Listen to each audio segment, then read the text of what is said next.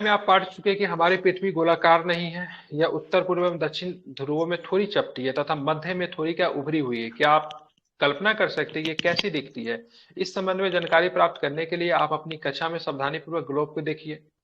ठीक है, ग्लोब पृथ्वी के लघु रूप में एक वास्तविक प्रतीक है। ठीक है, ग्लोब का डिफिनेशन की बात करेंगे, सिंपल डिफिनेशन है, बच्चे को समझाने कह सकते हैं, ग्लोब पृथ्वी का लघु रूप में एक वास्तविक प्रतिरूप है। ग्लोब विभिन्न आकार एवं प्रकार के हो सकते हैं। बड़े ग्लोब जो कि आसानी से एक स्थान से दूसरे स्थान तक नहीं ले जा सकते हैं। पॉकेट में रखने योग्य ग्लोब भी हो सकता है जो कि छोटे ग्लोब होते हैं, तथा गुब्बारे जैसे ग्लोब भी हो सकते हैं जिनमें हवा भरी जा सकती है एवं आसानी से एक स्थान से दूसरे स्थान ले जाने जा सकने वाला ग्लोब भी हो सकता है। ग्लोब स्थिर नहीं होती, इसे उसी प्रकार घुमाया जा सकता है जैसे कुम्हार का पहिया फिर लट्टू घूमता है। ग्लोब पर देशों, महाद्वीप एवं महानगरों को उनके सही आकार में दिखाया जा सकता है। पृथ्वी के समान किसी गोले पे, ठीक है, किसी किसी बिंदु की स्थिति का वर्णन करना कठिन है। अब प्रश्न ये उठता है कि इस पर किसी स्थान की स्थिति कैसे बताई जाती है। ठीक है, इसके लिए हम कुछ बिंदुओं एवं रेखाओं के संदर्भ में आवश्यकता होती है। ठीक है, आप देखेंगे कि एक सुई ग्लोब में झुकी हुई, ठीक है, अवस्था में स्थित होती है जिसे अक्ष कहा जाता है। क्या कहते हैं उसको? अक्ष कहते हैं। ग्लोब ग्लोब पर वे दो बिंदु जिनसे होकर सुई गुजरती है उत्तर तथा दक्षिणी ध्रुव है।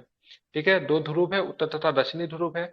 ग्लोब के इस सुई के चारों ओर पृथ्वी की भौति पश्चिम से पूर्व की ओर घुमाया जाता है। पृथ्वी पर आपका पश्चिम से पूर्व जाती है, उसको भी दिखाया गया है। लेकिन याद रखिए इन दोनों में एक अंतर है, पृथ्वी का वास्तव में ऐसी कोई सुई नहीं होती है। ठीक है, यह अपने अक्ष पे चारों ओर घूमती है और एक काल्पनिक रेखा है। ठीक है, जो एक काल्पनिक रेखा है, एक अन्य काल्पनिक रेखा भी दो ग्लोब को बराबर बराबर भागों में बांटती है।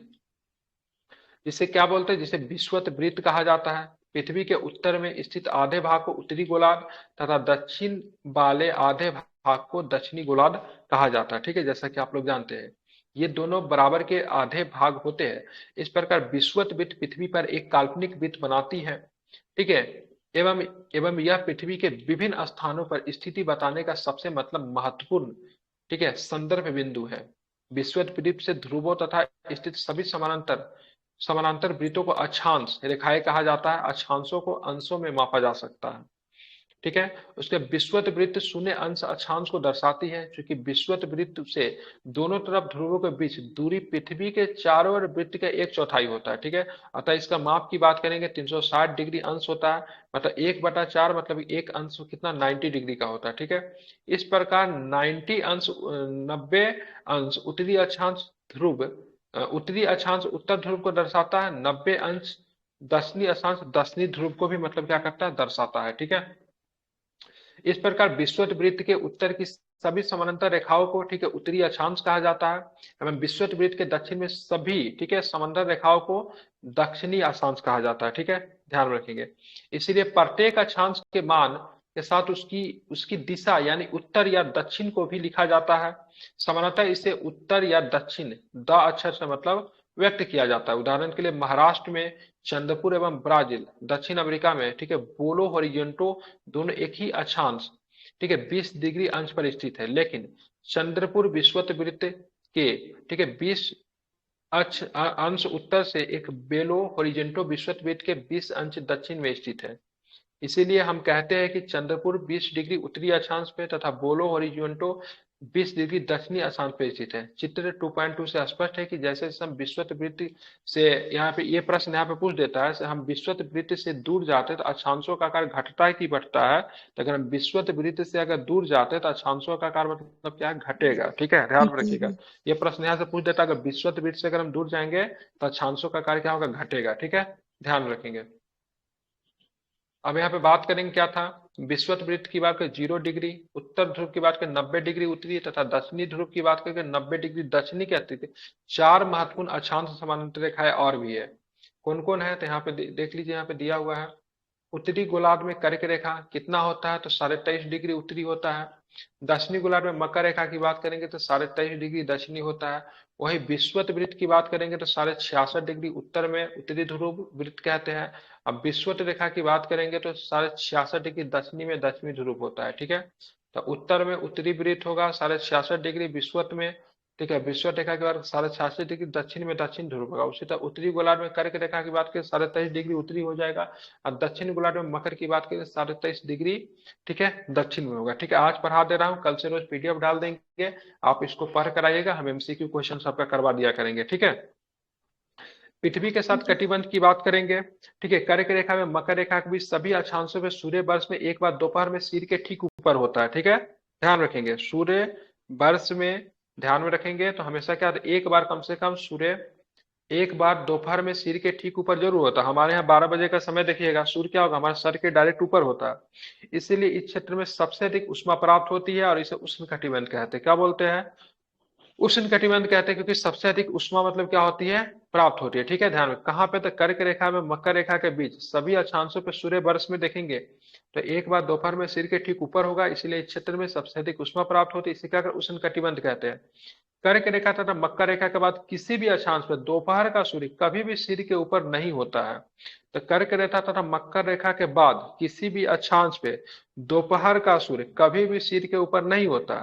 ध्रुव की तरफ सूर्य की किरणें तिरछी हो जाती है। इस प्रकार उत्तरी गोलार्ध में कर्क रेखा तथा उत्तरी ध्रुव वृत्त तथा दक्षिणी गोलार्ध में मकर रेखा अपन दक्षिणी ध्रुव वृत्त के बीच वाले क्षेत्र का तापमान मध्यम रहता है, इसीलिए इन्हें मतलब क्या बोलते हैं, इन्हें शीतोष्ण कटिबंध कहा जाता है, क्योंकि यहाँ पे टेम्परेचर क्या होगा, मध्यम होगा। ठीक है, तो उष्ण कटिबंध में टेम्परेचर ज्यादा, शीतोष्ण कटिबंध में टेम्परेचर कम, और शीत कटिबंध में टेम्परेचर बहुत मतलब बहुत यहाँ पे ठंड ज्यादा होती है। उत्तरी गोलार्ध उत्तरी उत्तर ध्रुव तथा वृत्त तथा उत्तरी ध्रुव तथा दक्षिणी गोलार्ध में दक्षिण ध्रुव वृत्त एवं दक्षिणी ध्रुव के बीच के क्षेत्र में ठंड बहुत ज्यादा होती है, क्योंकि यहाँ सूर्य के क्षितिज से ज्यादा ऊपर नहीं आ पाता है, इसलिए ऐसे शीत कटिबंध कहते हैं। तो शीत कटिबंध में ठंड बहुत ज्यादा, शीतोष्ण कटिबंध में मध्यम होगा, जबकि उष्ण कटिबंध में गर्मी पड़ेगी, ठंड न के बराबर होती है। ठीक है, अब यहाँ पे देखेंगे, यहाँ पे दिया हुआ है, इसको आप लोग मैप से देख के समझ सकते हैं। अब यहाँ पे देखेंगे देशांतर क्या है। ठीक है, देशांतर क्या है, तो किसी स्थान की स्थिति को बताने के लिए उस स्थान के अक्षांश के अतिरिक्त कुछ और जानकारियों की आवश्यकता भी होती है। आप देख सकते हैं कि प्रशांत महासागर में स्थित टोंगो द्वीप एवं हिंद महासागर में स्थित मॉरिशस द्वीप एक ही अक्षांश, ठीक है, ठीक है, एक ही अक्षांश पे स्थित है। उनकी सही स्थिति जानने के लिए यह पता करना होगा कि उत्तर ध्रुव को दक्षिण ध्रुव से जोड़ने वाली संदर्भ रेखा में पूर्व तथा पश्चिम की ओर से इन स्थानों की दूरी कितनी है। इन संदर्भ रेखाओं का देशांतरीय यामोत्तर यामोत्तर भी कहते हैं तथा उनके बीच की दूरी को देशांतर के अंशों में मापा जाता है। प्रत्येक अंश का मिनट तथा मिनट को सेकंड में विभाजित किया है। प्रत्येक अंश को किस में विभाजित करते हैं, मिनट में करते हैं, फिर मिनट को मतलब सेकंड में विभाजित करते हैं। ये अर्धवृत्त है तथा उनके बीच की दूरी को ध्रुवों की तरफ बढ़ने पर घटती है। ध्यान में रखिएगा, ये अर्धवृत्त है तथा उनके बीच की दूरी ध्रुवों की तरफ बढ़ने पर क्या होती है, घटती जाती है, एवं ध्रुवों पर मतलब जाते जाते क्या हो जाता है, शून्य हो जाता है। जहां सभी देशांतरीय यामोत्तर आपस में मिलती है, जहां पे सभी देशांतरीय यामोत्तर आपस में मिलेगी तो ध्रुवों पर जाकर मतलब क्या हो जाएगा, शून्य हो जाएगा। ठीक है, बात करें अक्षांश, अक्षांश समानांतर रेखाओं रेखाओं से भिन्न सभी देशांतरीय यामोत्तर की लंबाई समान होती है, इसीलिए इन्हें सिर्फ मुख्य अक्षांशों में व्यक्त करना कठिन था। तब सभी देशों में निश्चय किया कि ग्रीनविच ग्रीनिच जहां ब्रिटिश राजकीय वेधशाला स्थित है से गुजरने वाले यामोत्तर को पूर्व और पश्चिम की ओर गिनती शुरू की जाए। इस यामोत्तर को प्रमुख को यामोत्तर कहते हैं। इनका मान कितना होता है, इनका मान 0 डिग्री मतलब क्या होता है, देशांतर होता है, तथा यहाँ से हम 180 डिग्री पूर्व या फिर 180 डिग्री पश्चिम देशांतर पश्चिम तक गणना कर सकते हैं। प्रमुख यामोत्तर तथा 180 डिग्री यामोत्तर मिलकर पृथ्वी को दो समान भागों में पूर्वी गोलार्ध तथा पश्चिमी गोलार्ध में विभक्त करती है। इसीलिए किसी स्थान के देशांतर के आगे पूर्व के लिए, ठीक है, ये अक्षर पूर्व लिखते हैं तथा पश्चिम के लिए क्या मतलब अक्षर पश्चिम लिख का उपयोग किया जाता है। यह जानना रोचक होगा कि 180 डिग्री पूर्व और 180 डिग्री पश्चिम यामोत्तर एक ही रेखा पे स्थित है। दोनों के दोनों क्या है, एक ही रेखा पे स्थित है, इसको भी आप लोग ध्यान में रखेंगे। अब ग्लोब पर अक्षांश रेखाओं एवं देशांतरीय यामोत्तर द्वारा बनी ग्रिड को देखो। अगर आपको किसी स्थान के अक्षांश पर देशांतर की सही जानकारी हो तो ग्लोब पर आप उन स्थान का पता आसानी से लगा सकते हैं। उदाहरण के लिए असम में धुबरी एक जगह है, वो 26 डिग्री उत्तरी अक्षांश एवं 90 डिग्री पूर्वी देशांतर के मध्य है। अब उस बिंदु को देखें जहां से दोनों रेखाएं एक दूसरे को काटती है, यह बिंदु धुबरी की सही स्थिति ज्ञात कर देगा। ठीक है, मतलब मैप को देख के समझा जा सकता है। उसके बाद बात करेंगे क्या है, तो इसको समझने के लिए कागज पे समान दूरी वाली एक क्षैतिज, मतलब ये बोल रहा है कुछ काम करने के लिए, इसको हटाइए। आप देखेंगे इसे देशांतर और समय का रिलेशन कैसे होता है, इसको भी जरा देख लेते हैं। ठीक है। समय को मापने का सबसे अच्छा साधन पृथ्वी, चंद्रमा एवं ग्रहों की गति है। सूर्योदय एवं सूर्यास्त प्रतिदिन होता है, तो स्वाभाविक है कि यह पूरे विश्व में समय निर्धारण का सबसे अच्छा साधन है। स्थानीय समय का अनुमान सूर्य के साथ बनने वाली परछाई से लगाया जा सकता है, जो कि दोपहर में सबसे छोटी है। सूर्योदय तथा सूर्यास्त के समय सबसे लंबी होती है। दोपहर में क्या होगा, सबसे छोटी होगा। रीजन क्या है, क्योंकि सूरज आपके सर के ऊपर होगा तो परछाई बहुत छोटी बनती है। जबकि सूर्योदय की बात करेंगे फिर सूर्यास्त के समय सबसे लंबी बनती है।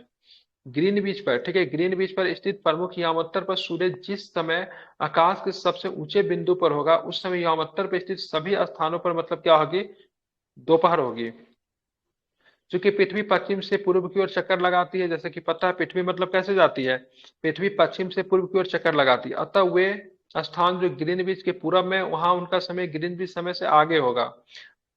तथा जो पश्चिम में है उनका समय ग्रीनविच से मतलब क्या होगा, पीछे होगा। हम लोग कहाँ हाँ। पे पढ़ते हैं, पूरब में पढ़ते हैं, इसलिए हमारा मतलब क्या होगा, आगे होगा। ठीक है। हाँ। समय के अंतर की दर की गणना निम्नलिखित विधि से किया जा सकता है। जैसे पृथ्वी लगभग 24 घंटे में अपने अक्ष पे कितना डिग्री घूमती है, 360 डिग्री 300। घूमती है ना। तो एक घंटे में कितने घूमेगी, 360 डिग्री को मतलब क्या 15। करेंगे, 24 से डिवाइड करेंगे, मतलब 15 डिग्री हो जाएगी। ठीक है। पर एक घंटे में 15 डिग्री। ठीक है, तो 15 डिग्री की बात करें एक घंटा में, एक घंटा में कितना मिनट, 60 मिनट। ठीक है, इसको 15 डिग्री से मतलब क्या करेंगे, डिवाइड कर देंगे। ठीक है, मतलब क्या आएगा, 4। 4 आएगा। मतलब 1 मिनट, मतलब 4 मिनट में कितना डिग्री पृथ्वी घूम जाती है, 1 डिग्री घूमती है 4 मिनट 1 डिग्री। में। इस हाँ। प्रकार जब ग्रीनविच दोपहर में 12 बजते हैं, तब ग्रीनविच 15 डिग्री पूर्व में समय कितना होगा, जब 12 बजेगा तो 15 डिग्री पूर्व में समय कितना, 15 डिग्री। हाँ, तो 15, 1 डिग्री। 1 डिग्री में 4 मिनट और 15 डिग्री में कितना, 60 मिनट। ठीक है, तो ध्यान में रखेंगे। तो जब यहाँ पे क्या बोला, जब ग्रीनविच समय से 1 घंटा आगे है, अर्थात वहां पे मतलब कितना बजेगा, अगर 12 बजेगा, ग्रीनविच हम्म, में दोपहर में 12 बजते हैं, तब ग्रीनविच से 15 डिग्री पूरब का समय की बात करें कितना होगा, 15 चौका एक 60, 1 घंटा आगे, तो वहां पे 1 बज जाएगा। और वही पश्चिम में अगर बात करेंगे तो क्या हो जाएगा, 1 घंटा पीछे हो जाएगा, मतलब वहां एक। पे 11 बज जाएगा। तो इसी हिसाब से सारा काम मतलब चलता है टाइमिंग का। इस प्रकार जब ग्रीनविच से दोपहर पे 12 बजे होंगे, तो उस समय 180 डिग्री मध्य मतलब क्या होगी, रात्रि होगी। ठीक है, 180 डिग्री पे क्या होगा, रात। रात्रि हो जाएगा। ठीक है, ध्यान में रखेंगे। किसी भी स्थान पर सूर्य प्रकाश की अपने उच्चतम बिंदु पर होता है दोपहर में, उस समय घड़ी के दिन के 12 बजते हैं। ठीक है, प्रकाश अगर आपको सबसे ऊपर अगर आपको देखने को मिलेगा तो कितना बज जाएगा वहां पे, ध्यान रखिए कितना 12। बजेगा, तो ध्यान 12 बजेगा। ठीक है, अगर प्रकाश आपके सर के ऊपर है तो उस समय कितना बनेगा, दोपहर में 12 बजता है। इस प्रकार घड़ी के द्वारा दिखाया गया समय उस स्थान पर स्थानीय समय होगा। आप देख सकते हैं कि दिन दिए गए देशांतर या अमत्तर पे सभी स्थानों का स्थानीय समय समान होता है। ठीक है। आप चलेंगे यहाँ पे थोड़ा से, इससे प्रश्न कभी कभी एग्जाम में आपको देखने को मिलता है। उदाहरण के लिए बहुत से देशांतरों से होकर गुजरने वाली रेलगाड़ियों के लिए अलग अलग समय सारणी तैयार करना कठिन होता है। भारत में गुजरात के द्वारका तथा असम में डिब्रूगढ़ के स्थानीय समय में लगभग 1 घंटा 45 मिनट का अंतर होता है। कि गुजरात का द्वारका एकदम पश्चिम में है और असम का डिब्रूगढ़ एकदम पूरब में है, इसलिए दोनों के बीच में समय का अंतर कितना हो जाए, 1 घंटा 45 मिनट का अंतर हो जाता है। इसीलिए आवश्यक है कि देश के मध्य भाग से होकर गुजरने वाली किसी यामोत्तर के स्थानीय समय को देश का मानक समय माना जाए। ठीक है, यह यामोत्तर रेखा, ठीक है, स्थानीय समय को पूरे देश का मानक समय बनाता है। अब भारत में अगर बात करें, रेखा की बात करेंगे तो साढ़े 82 डिग्री पूर्वी रेखा को मानक यामोत्तर रेखा माना गया है। इस यामोत्तर के स्थानीय समय को पूरे देश में मानक समय माना जाता है, और इसे ही भारतीय मानक समय के रूप में भी जाना जाता है। ठीक है, कहाँ से गुजरता है आप लोग को पता है, इलाहाबाद के,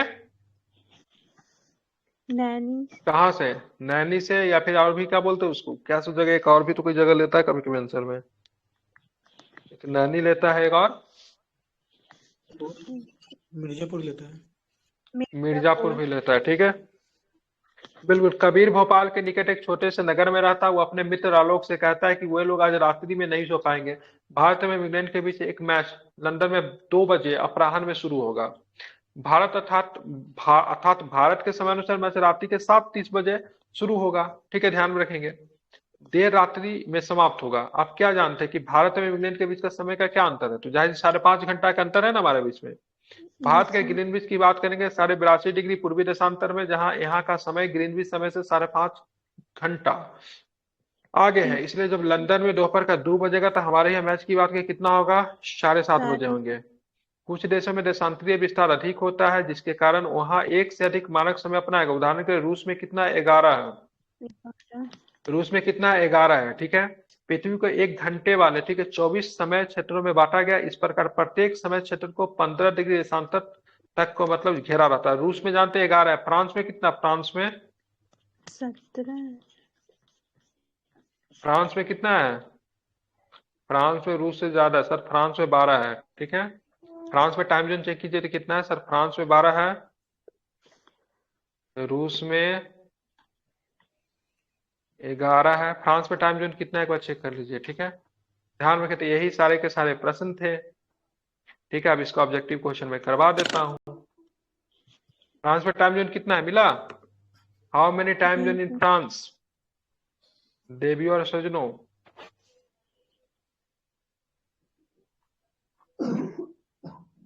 12 है सर, 12 तो वही 12 ही मैंने बताया, ठीक है। कितने हैं, कितने? 12। रसिया में कितने हैं, रसिया में? 11 कल से आप लोग पढ़ कर आइएगा, ठीक है। किताब में नहीं पढ़ूंगा, ठीक है। मैं ऑब्जेक्टिव क्वेश्चन करवा दूंगा, पढ़ कर आइएगा। किताब भी थोड़ा सा मेन मेन हाईलाइट पॉइंट जहाँ पे नहीं समझ में आएगा ना, उसमें कर देंगे, ठीक है। इससे आप ही का समय बचेगा।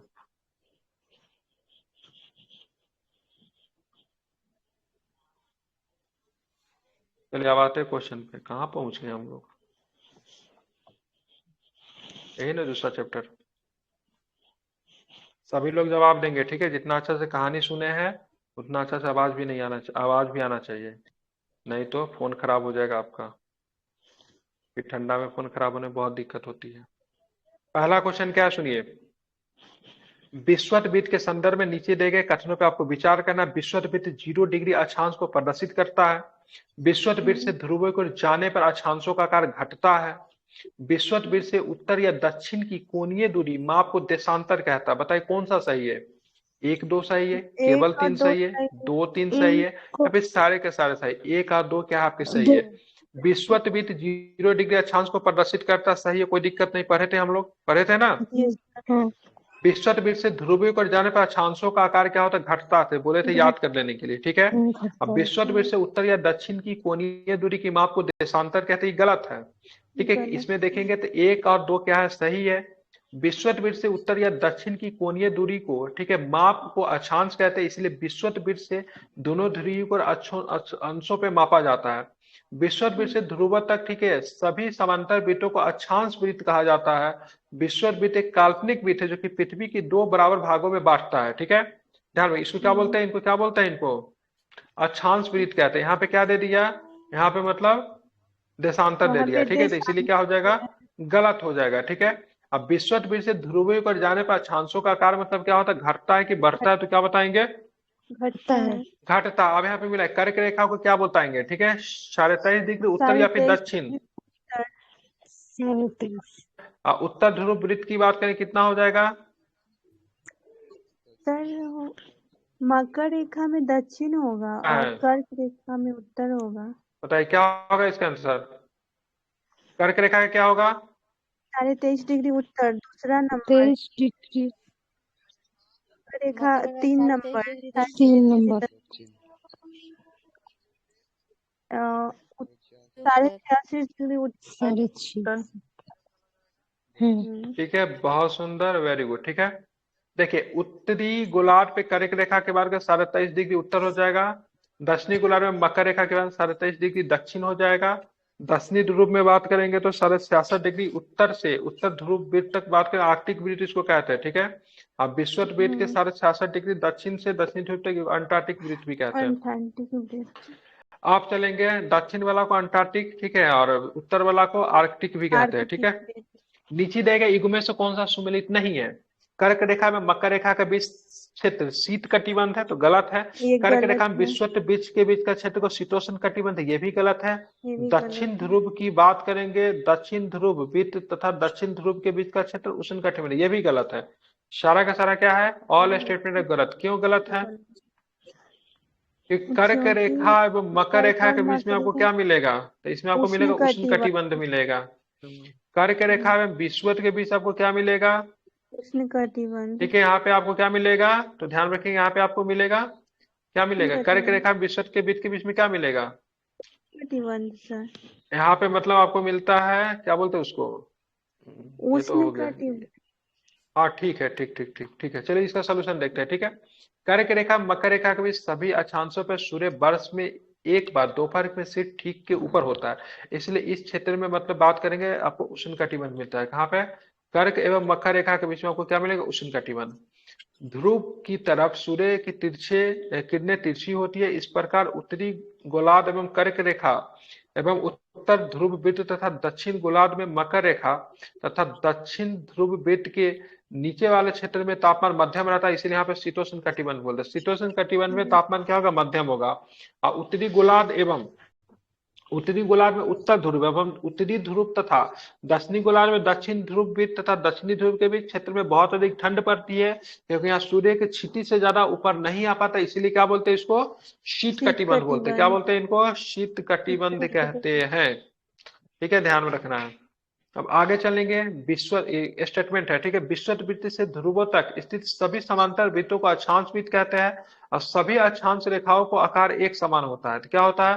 तो केवल एक सही है, ठीक है, एक समान नहीं होता है, ठीक है, ध्यान रखेंगे, ये गलत है। ठीक है, जैसे जैसे हम विश्वत वृत्त से दूर जाते हैं अक्षांश रेखाओं का आकार घटता है, ठीक है, ये भी इंपॉर्टेंट, इसको ध्यान में रखिएगा।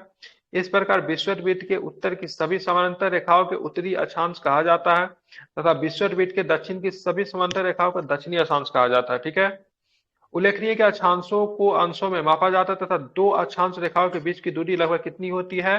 तो 111 किलोमीटर होती है। ये भी इंपॉर्टेंट है, दो अक्षांशों की रेखाओं के बीच की दूरी 111 आई थिंक 3 होता है। पूरा पूरा डाटा ये है, ठीक है, एक बार देख लीजिएगा इसको। 0.3 होता है। ऐसे ही कुछ 3 होता है, ध्यान में रखिएगा। ठीक है, उत्तरी ध्रुव से दक्षिणी ध्रुव को जोड़ने वाली संदर्भ रेखा को क्या कहा जाए? उसकी उत्तरी और दक्षिणी को जोड़ता है उसको क्या बोलते हैं? देशांतरीय या अवतरण रेखाएं कहा जाता है। ठीक है, उत्तरी ध्रुव को दक्षिणी ध्रुव को जोड़ने वाली संदर्भ रेखाओं को देशांतरीय या अवतरण रेखाएं कहते हैं। किसी भी स्थान की सही स्थिति बताने के लिए अक्षांश के अलावा यह जानना आवश्यक होगा कि उत्तरी ध्रुव से दक्षिणी ध्रुव को जोड़ने वाली देशांतरीय यामांतर से पूर्व या पश्चिम की इन स्थानों की दूरी कितनी है? यामांतर है, ठीक है, यामांतर के बीच की दूरी विश्वत वृत्त पर अधिकतम कितनी होती है? 111.3 किलोमीटर तथा ध्रुवों पर न्यूनतम दूरी की बात करें कितनी? अधिकतम 111.3 हो सकती है और न्यूनतम की बात करेंगे 0 किलोमीटर हो सकती है। किसी स्थान पर, ठीक है, किसी स्थान का मानक समय स्टैंडर्ड टाइम निर्धारित करने का तरीका क्या, आधार क्या होता है, क्या बताएंगे? तो प्रमुख यामांतर, ठीक है, ध्यान में रखेंगे, बिल्कुल इसी के द्वारा पता किया जाता है। देशांतरीय यामांतरों की लंबाई एक समान होने के कारण इन्हें सिर्फ मुख्य संख्यांकों में व्यक्त करना कठिन था। तब सभी देशों ने निश्चय किया कि ग्रीनविच, जहां ब्रिटिश राज की वेधशाला स्थित है, वहां से गुजरने वाले यामांतर के पूर्व और पश्चिम की ओर गिनती शुरू की जाए। इस यामांतर का प्रमुख यामांतर कहते हैं और इसका मान कितना? तो 0 से शुरू होता है। ठीक है, अर्थात यह स्थान मानक समय निर्धारित करने का बना होता है। यहाँ से हम 180 डिग्री पूरब 180 डिग्री पश्चिम तक गणना करते हैं। पश्चिम में समय कमेगा और पूरब में समय क्या होगा? बढ़ेगा। बढ़ेगा। ठीक है, ये भी आपको ध्यान में रखिएगा। ठीक है, निम्नलिखित में से कौन सा कथन सत्य है? प्रमुख यामांतर तथा 180 डिग्री यामांतर मिलकर पृथ्वी को समान भाग पूर्वी गोलार्ध तथा पश्चिमी गोलार्ध में विभक्त करती है। 180 डिग्री पूर्व तथा 180 डिग्री पश्चिम तो एक ही रेखा पे स्थित है। ठीक है, ध्यान रखें, दोनों को दोनों स्टेटमेंट सही। 180 डिग्री पूर्व तथा 180 डिग्री पश्चिम यामांतर एक ही रेखा पे स्थित है, ये भी सही है। प्रमुख यामांतर तथा 180 डिग्री यामांतर मिलकर पृथ्वी को समान भाग पूर्वी गोलार्ध तथा पश्चिमी गोलार्ध में विभक्त करती है, यह भी स्टेटमेंट क्या है? सही है। उपर्युक्त दोनों कथन सही है। प्रमुख यामांतर तथा 180 डिग्री यामांतर मिलकर पृथ्वी के दो समान भाग पूर्वी गोलार्ध एवं पश्चिमी गोलार्ध में विभक्त करते हैं, इसीलिए किसी स्थान के देशांतर के आगे पूर्व के लिए, ठीक है, अक्षर पूर्वी तथा पश्चिमी के लिए अक्षर पश्चिमी का प्रयोग करते हैं। 180 डिग्री पूर्व और 180 डिग्री पश्चिमी यामांतर एक ही रेखा पे स्थित है तथा 180 डिग्री देशांतर रेखा को अंतरराष्ट्रीय तिथि रेखा, ये भी ध्यान में रखिएगा, 180 डिग्री देशांतर रेखा का इंटरनेशनल डेट लाइन के नाम से भी जाना जाता है। ग्रीनविच से पूरब के स्थानों का समय ग्रीनविच समय से आगे होता था, पश्चिम के स्थानों का समय पीछे होता, बता दिए थे, सही है। पृथ्वी अपने काल्पनिक अक्ष पर पूरब से पश्चिम की ओर घूमती है। ठीक है, ध्यान रखिएगा, आर वाला गलत है क्योंकि पश्चिम से पूरब घूमती है, पूरब से पश्चिम नहीं घूमती है। और ग्रीनविच से पूरब के समय जाएंगे तो समय क्या होगा? बढ़ेगा, और पश्चिम की तरफ समय क्या होगा? पीछे रहेगा। हम लोग पूरब में पढ़ते हैं, इसलिए ग्रीनविच से हमारा टाइम कितना आ गया है? 5.5 घंटा। बिल्कुल 5.5 घंटा समय क्या हमारा क्या आगे है। ठीक है, इसको भी आप लोग ध्यान में रखेंगे, इंपॉर्टेंट है। ठीक है, आप चलते हैं आगे, ठीक है। पृथ्वी को अपने आज पर 1 डिग्री घूमने में कितना समय लग जाता है, कितना? तो 4 मिनट लगता है। 4 कितना लगता है? 4 मिनट। कैलकुलेशन यहाँ पे दिया हुआ, पहले भी हम लोग इस पे बात कर चुके हैं। यदि कोई स्थान ग्रीनविच से 20 डिग्री पूरब में स्थित है, तब ग्रीनविच उस स्थान पे कितना समय होगा? 20 डिग्री पूरब में 4 से मल्टीप्लाई करिए, कितना होगा? 80। 4 80 मिनट 80 में क्या होगा? 1 घंटा। एक 1 घंटा कितना घंटा होगा? 1 घंटा 20 मिनट। 20 मिनट। ठीक है, 1 घंटा 20 मिनट होगा, ठीक है। ध्यान में कितना हो हम्म, जाएगा? 1 घंटा 20 मिनट होगा, ठीक है। तो वहां पे कितना? 12 बजे में जोड़ दीजिए। तो 12 बजे में जोड़ 12 दीजिए, कितना होगा? तो 12 जोड़ना नहीं, समय नहीं ना दिया है, तो सीधे 1 घंटा 20 मिनट। नहीं, सीधे 1 घंटा 20 मिनट। ठीक है, अगर मान लीजिए ग्रीनविच में दोपहर में 12 बज रहे होंगे ना, तो 12 में 1 घंटा 20 मिनट जोड़ दीजिए, कितना हो जाएगा? 1 बजकर एक बजकर बीस बीस मिनट मिनट हो जाएगा। अगर मान लीजिए पूरब में पूछा, अगर पश्चिम में पूछता तो फिर 1 घंटा 20 मिनट क्या करते हैं? घटा देते इसे। घटा देते। बहुत सुंदर, वेरी गुड। भारत की यामत्तर देशांतर रेखा के स्थानीय समय को भारत का मानक समय मानता है, तो क्या बताएंगे? साढ़े तो 82 डिग्री, डिग्री 82.5 डिग्री पूर्वी देशांतर। वहां गया, तीन ये है, मिनट ठीक है। क्या है? 82.5 डिग्री पूर्वी देशांतर है, ठीक है। ठीक है, कितना है? तो यहाँ पे देखिए, ऐसा क्यों है हमारे साथ, इतना दिक्कत क्यों हो जाता है? क्योंकि हमारे साथ दिक्कत इसीलिए कि भारत में गुजरात के द्वारका तथा असम के डिब्रूगढ़ में स्थानीय समय के बीच में अंतर कितना है? 1 घंटा 45 मिनट एक का। घंटा था। अगर नहीं अपनाएंगे ना, तो सबका ट्रेन छूट जाएगा, ठीक है। समझ अच्छा। रहे हैं ना? इसीलिए आवश्यकता है कि देश के मध्य भाग से होकर गुजरने वाली किसी यामत्तर के स्थानीय समय को देश का मानक समय कहा जाता है, ठीक है। 82.5 डिग्री पूर्वी देशांतर का मानक यामत्तर कहा गया, जो कि उत्तर प्रदेश के मिर्जापुर, कुछ स्रोतों में से इलाहाबाद के नैनी को भी बताया गया से होकर गुजरती है। पहले भी हम लोग बात कर चुके हैं। भारत का मानक समय ग्रीनविच के मानक समय से कितना पीछे है? तो ध्यान रखिए, पीछे नहीं। पीछे आगे भारत है। का मानक समय ग्रीनविच के मानक समय से कितना आगे या पीछे है? तो मतलब आगे पीछे बोल रहा है, तो हम तो आगे है ना। 5.5 घंटा साढ़े क्या है? पाँच हम लोग क्या है? आगे हैं। ठीक है, ध्यान में रखिएगा। पृथ्वी की गति की बात करें तो कल के क्लास में हम लोग पढ़ेंगे। अगर मान लीजिए लंदन में 2 बज रहा, तो हमारे कितने बजेंगे? 7:30 बजेंगे, ठीक है। साढ़े सात तो पृथ्वी की गति का मैं चैप्टर डाल दूंगा, ज्यादा क्वेश्चन नहीं, आप लोग इसको पढ़ कर आइएगा। कल मैं इसका ऑब्जेक्टिव क्वेश्चन करा दिया करूंगा, ऐसे समय का भी बचत होगा और हम लोग का सिलेबस भी थोड़ा स्पीडली चलेगा, एनसीईआरटी भी हमारा हो जाएगा, ठीक है। ध्यान में रखेंगे, ठीक है। ठीक है। अच्छा।